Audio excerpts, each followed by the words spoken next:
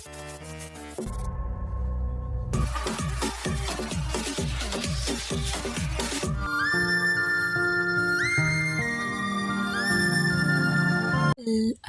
मेरे नन्हे वॉरियर्स, आज हम पार्ट 2 डिस्कस करने वाले हैं हनीकॉम्ब चैप्टर फर्स्ट 3 क्वेश्चंस को। तो पिछले वीडियो में हमने पार्ट 1 कवर किया था, जहाँ पे हमने स्टोरी को पूरे अच्छे से समझ लिया था। अगर आपने उस वीडियो को नहीं देखा है तो आप उस वीडियो को ज़रूर देखें।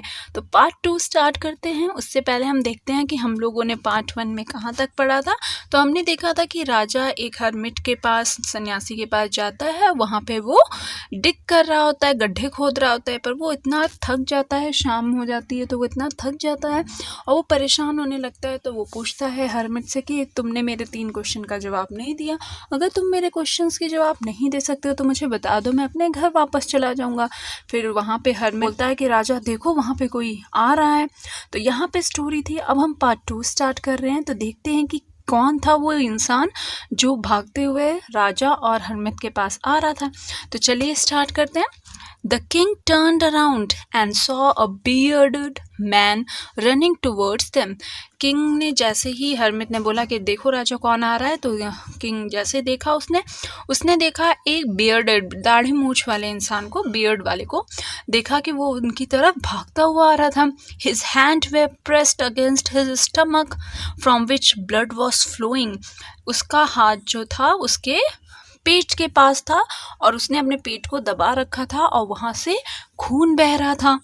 When he reached the king, he fainted and fell to the ground. जैसे वो किंग के पास पहुंचा, वो व्यक्ति या वो इंसान वो फेंट हो गया, यानी कि बेहोश हो गया और वहाँ पे वो किंग के पास ग्राउंड में गिर गया। जिसका मतलब होता है लूज कॉन्शियसनेस, ठीक है। अब ना मतलब कहने का मतलब यहाँ पे बेहोश हो जाना, ठीक है। The king and the hermit remove the man's cloth. जो किंग और हर्मिट थे, सन्यासी ने, उसने उस आदमी का क्लोथ हटाया and found a large wound in his stomach. और उन्होंने देखा कि इसके पेट में बहुत गहरी चोट है। वो लोग भी शॉक हो गए कि ये कौन सा इंसान है जो यहाँ पे भागते हुए आया है और खून से लथपथ है और इसके स्टमक में तो पेट में बहुत ज़्यादा गहरा चोट लगा हुआ है. The king washed and covered it with his handkerchief. King ने क्या किया, उस वुंड को, उस घाव को ठीक करने के लिए अपने हैंडकरचिफ, रुमाल को निकाला और उसने उसको साफ किया, ठीक है, और हैंडकरचिफ से उसको कवर कर दिया. But the blood would not stop flowing. पर जो खून था वो तो अभी भी बह रहा था. The king redressed the wound until at last the bleeding stopped. King ने क्या किया, फिर से ड्रेसिंग की, फिर से उसने उसको सफाई की और फिर से उसको अच्छे से बांध दिया सो दैट कि जो खून है वो बहना बंद हो जाए. The man felt better and asked for something to drink. जो इंसान था जिसको चोट लगी थी वो अब थोड़ा ठीक महसूस कर रहा था और उसने पीने के लिए पानी मांगा. The king brought fresh water and give to him. King ने फ्रेश वाटर लाया और उसे दे दिया. By this time the sun had set and the air was cool.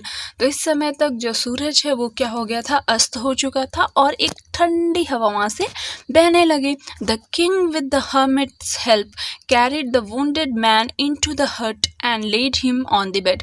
तो किंग और हर्मिट ने क्या किया, वो जो जिससे चोट लगा था जिस इंसान को, उसको उन्होंने उठाया और घर के अंदर हट में उसको रख दिया, बेड पे उसको सुला दिया. The man closed his eyes and lay quiet. क्या किया, राजा और हर्मिट ने उस वाउंडेड पर्सन को उठाया और हट पे ले जाके उसको एक बेड पे सुला दिया. और जो बंदा था जिसको चोट लगा था वो क्या है, बहुत ही आराम से, क्योंकि वो अभी दर्द से उसको चोट लगी थी, तो वो उसने क्या किया, उस रूम में जाके वो आराम से लेट गया. The king, tired by his walk and the work he had done, lay down on the floor and slept through the night. तो किंग भी बहुत टायर्ड था क्योंकि वो बहुत समय से उस जंगल में था और उस सन्यासी के साथ तो उसने बहुत सारा काम किया था और इतनी भाग दौड़ हो गई थी, तो वो भी बहुत थक गया था. तो वो भी क्या किया, वो भी जमीन पे लेट गया और सो गया. When he awoke, जब राजा उठा, it was several minutes before he could remember, याद कर सकता है, he could remember where he was or who the stranger beard man lying on the bed was. तो किंग क्या करता है, कोशिश करता है कि वो कौन था वो रिमेंबर करने की कि कौन ये स्ट्रेंज मैन है। तो यहाँ पे क्या होता है देखते हैं स्ट्रेंज मैन अब क्या कहता है यहाँ पे। तो forgive me said the beard man in a week voice when he saw that the king was awake. जब देखा कि ये जो बियर्ड मैन था जिसको चोट लगी थी वो तो उनसे माफ़ी मांग रहा है और बहुत ही आराम से कह रहा है कि किंग मुझे माफ़ कर दो।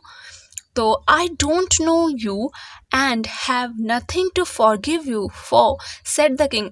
किंग ने कहा कि मैं तो जानता नहीं हूँ और तुम मुझसे किस बात की माफ़ी मांग रहे हो। किंग ऐसे आश्चर्य से पूछा उसने। You don't know me but I know you.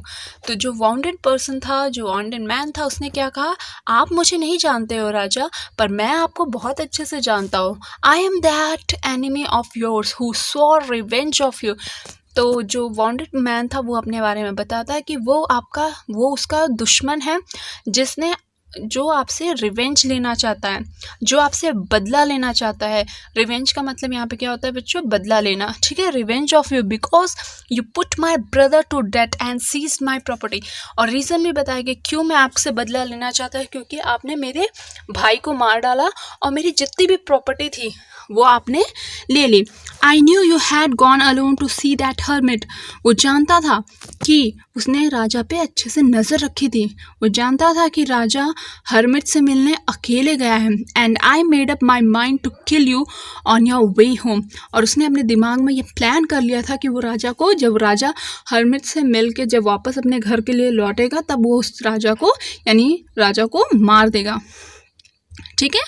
But the day past and you did not return. फिर उसने बताया पर इतने दिन गुजर जाने के बाद भी आप वापस नहीं लौटे। तो so I felt my hiding place. तो उसने क्या किया, वो अपने जगह को जहाँ पे वो छुपा था वो उस जगह को छोड़ देता है। Left my hiding place and I came upon your body guard who recognise me and wanted me. तो जैसे उसने वो अपने हाइडिंग प्लेस को छोड़ा तो क्या हुआ यहाँ पे, तो जो बॉडीगार्ड थे राजा के उसने उन्हें उसे देख लिया और उसे पहचान लिया कि ये तो वही हमारा एनिमी है और ये राजा को हो सकता है अटैक करे। तो उसने इसको चोट पहुंचा दी। I escaped from him but I should have died if you had not dressed my wound. मैं तो वहाँ से बच गया, उन्होंने मुझे चोट दी पर मैं वहाँ से बच गया, पर मैं मर जाता अगर राजा आपने मेरे को ड्रेस नहीं किया होता, मेरे चोट की देखभाल नहीं की होती, चोट को सही से ड्रेस नहीं किया होता। I wish to kill you and you saved my life. मैं तो आपको मारना चाहता था पर आपने तो मेरी लाइफ ही बचा दी। Now if I are live I will serve you as your most faithful servant and will order my son to do so the same forgive me. तो जो वांटेड मैन था उसने कहा कि आपने मेरी जान बचाई है इसलिए मैं अब से आपके लिए ही सर्विस दूंगा, मैं आपके लिए सदा वफादार आदमी या सर्वेंट नौकर बन के आपकी सेवा करूंगा। और यही बात मैं अपने बेटे को भी कहूँगा कि वो भी आपके लिए सेम वफादारी से ही आपके लिए सर्विस करे और मुझे माफ़ कर दीजिए जो भी कुछ मैंने किया है। The king was very happy to have made peace with the enemy so easily. King बहुत खुश हुआ कि उसने अपने एनिमी जो उसका दुश्मन था उसके साथ उसने शांति और क्या कह सकते हो पीस का मतलब यहाँ क्या है, शांति बना ली और वो भी इतने आसानी से। And to have won him over as a friend, और एक अच्छे दोस्त के रूप में उसको पा लिया। He not only forgave him but said he would send his servant and his own doctor to look after him। तो राजा भी बहुत अपने दयालु दिल से उसने कहा कि मैं तुम्हें बस, राजा ने ना केवल उसे माफ़ किया बल्कि उसने ये भी कहा कि वो अपने खुद के सर्वेंट को भेजेगा और एक अच्छे डॉक्टर को उसको देगा ताकि जो चोट लगा है उस वांटेड पर्सन को वो जल्दी से ठीक हो जाए और वो अच्छे से हो जाए, उसकी हेल्थ अच्छी हो जाए। और राजा ने ये भी प्रॉमिस किया कि वो उसको जो भी प्रॉपर्टी राजा ने उससे ली थी वो उसको वापस कर देगी। तो इस वजह से जो वाउंडेड पर्सन था वो बहुत ही खुश हुआ कि राजा इतना दयालु था और उसने इसकी इतनी हेल्प की। Leaving the wounded man the king went out of the hut and looked round for the hermit. इतनी कहानी सुनने के बाद राजा ने वाउंडेड मैन को छोड़ा वहाँ पे और वो हट के अंदर चला गया और हर्मिट को ढूंढने लगा। लगा। Before going away he wished one more get answer to his question. अभी भी राजा के मन में वो क्वेश्चन थे, 3 क्वेश्चन थे और उसके आंसर थे। तो उसने सोचा जाने से पहले क्यों ना मैं एक आखिरी कोशिश कर लेता हूँ और इस हर्मिट से मैं पूछ लेता हूँ कि क्या आंसर है। The hermit was on his knees sowing seed in the beds that had been dug the day before. तो हर्मिट को कैसे यहाँ पे, जैसे वो राजा गया था तो उसने क्या देखा कि हर्मिट अपने घुटने के बल बैठा हुआ है और वो सीड्स को गाड़ रहा है। सोइंग का मतलब क्या, सीड्स को लगा रहा है, ठीक है। बेड जो क्यारियाँ उसने बनाई थी ना, तो उसी में अब क्या सीड्स को बो रहा है, ठीक है। The king went up to the hermit and said, for the last time I beg you to answer my question wise man. तो उसने, किंग ने बहुत ही प्यार से और बहुत ही सॉफ्ट वॉइस में कहा कि किंग ने क्या कहा कि मैं आपसे बस यही एक बार आखिरी गुजारिश कर रहा हूँ कि प्लीज़ मुझे आंसर्स बता दीजिए मेरे 3 क्वेश्चन का जो मैंने आपसे पूछा है। तो अब देखते हैं कि हर्मिट क्या कहता है, क्या वो क्वेश्चंस के आंसर्स देता है या कुछ और बताता है। सो हर्मिट ने क्या कहा, देखो यहाँ पे, you have already been answered said the hermit still bending down to the ground and looking up at the king as he stood before him. तो क्या हुआ, सो हर्मिट नीचे बैठते हुए राजा को देखते हुए बोला कि राजा आपको तो आंसर मिल चुका है, आपको तो राजा भी शॉक हो गया। मैं तो यहाँ पे क्वेश्चन के आंसर के लिए परेशान हूँ और ये कह रहे हैं कि इन्होंने आंसर मुझे सारे मिल चुके हैं। How have I been answered, what do you mean. तो राजा बहुत सरप्राइज होके, शॉक होके क्या पूछा कि मुझे आंसर मिल चुका है, इसका मतलब क्या है, मुझे तो नहीं पता मुझे कोई आंसर मिला है। Do you not see, replied the hermit, क्या तुम नहीं देख पा रहे हो। If you had not pitied my weakness yesterday and had not dug this bed for me, you would have gone away। तो हर्मिट ने उसको पॉइंट करके बताया कि अगर तुमने मेरी तरफ दयालुता से देखा नहीं होता, मेरी वीकनेस को नहीं समझा होता, तो तुम यहाँ से चले गए होते, ना तुमने गड्ढे खोदे होते और तुम मेरे अभी तक यहाँ से चले गए होते। Then that man would have attacked you and you would have wished you had stayed with me। तो उसने क्या बताया, अगर तुम चले जाते तो ये भी पॉसिबिलिटी थी कि जो इंसान, जो वाउंडेड मैन था, वो तुम पे अटैक कर सकता था और तुम्हारी डेथ भी हो सकती थी, पर तुम यहाँ पे रुक गए। So the most important time was when you were digging the beds। तो अब जो हर्मिट है, वो जो सेंट है, उसने क्या है, इसको बहुत सारी चीज़ें समझाना स्टार्ट किया कि अगर तुम इम्पॉर्टेंट टाइम की बात कर रहे हो तो वो टाइम तब था जब तुम खोद रहे थे, गड्ढों को खोद रहे थे। And I was the most important person and to do me good was the most important business.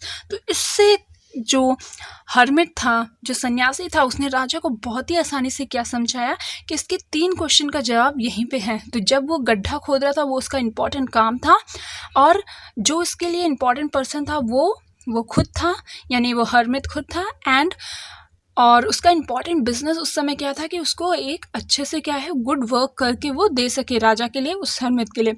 Afterward when the man ran to us, the most important time was when you were caring for him।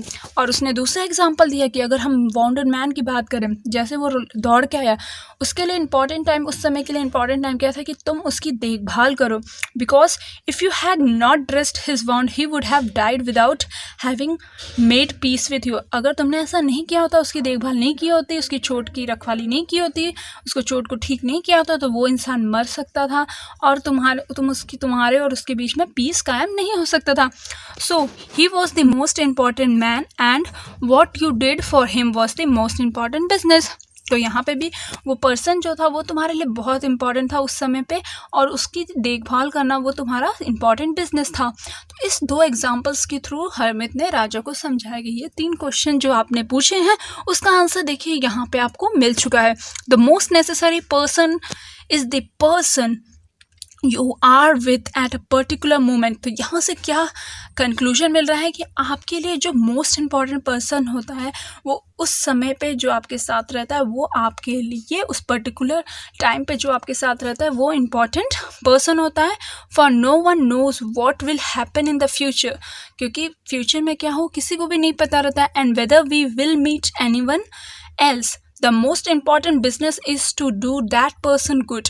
और सबसे important अगर काम देखा जाए तो वो होता है उस जिस पर्सन के साथ जिस मोमेंट में तुम हो उसके साथ अच्छा करो, because we were sent into this world for that purpose alone, क्योंकि हम इस दुनिया में इसीलिए भेजे गए हैं कि हम लोगों की मदद और हेल्प कर सके।